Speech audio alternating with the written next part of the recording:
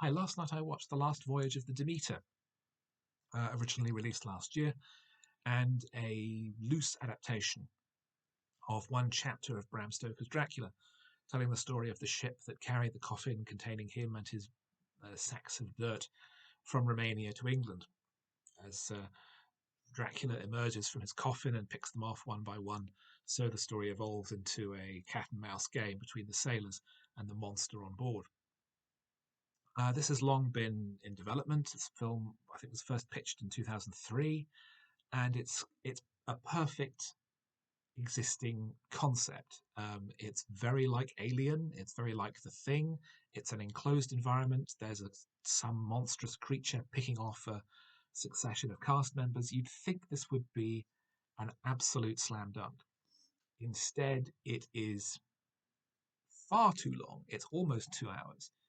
Very flabby, surprisingly boring, and doesn't work at all. Um, as I say, it had been in development for a very long time. It's been rewritten and rewritten and rewritten. There are characters who have lengthy monologues exploring their background, which are totally irrelevant, totally uninteresting. Look at Alien and the Thing, the film it's very obviously modelled on, to the point where it uses the John Carpenter font in the end credits. We learn very little about the background of the main characters. Anything we do learn is just peppered here and there in dialogue very briefly. It's efficient. Instead, we have the main character who is a Cambridge-educated doctor and is also black, and we get a lengthy explanation into his background of how he came to be a doctor, how he came to be in Romania, how being black has held him back in the Victorian environment of the time. And I just wonder, okay, get on with it. Why is this relevant to the story? Why is Dracula not killing people right now? Why am I still hearing this story from a completely different movie? It's so poorly considered and so poorly thought out. The portrayal of Dracula himself is just as a monster with no personality, which makes it extremely dull. Um,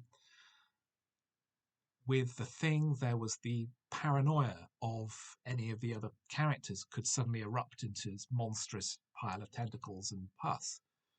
In Alien, there was a creeping sense of dread, a creeping sense of dark corners, and here there's just the Dracula looks very fake, looks very CGI like, and looks far too monstrous, and it just becomes boring. There's no personality to it. It might as well just be a tiger on board eating people. And the lack of interest in tension or suspense or pace means that the whole thing really falls apart.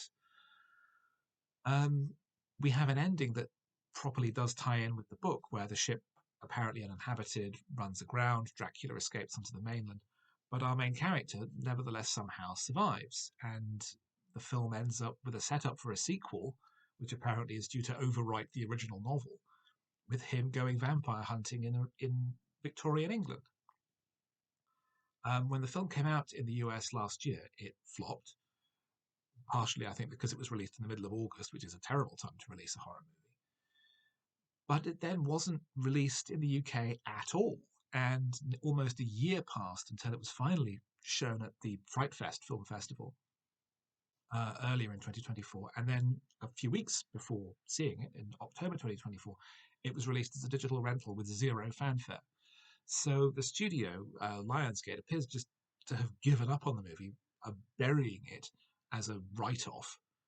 And given the quality of it, it's very hard to disagree. It's something that should have been an absolute slam dunk, an absolute, you know, easy blank check to do. The concept is so simple and just begging for a tight 90-minute horror thriller.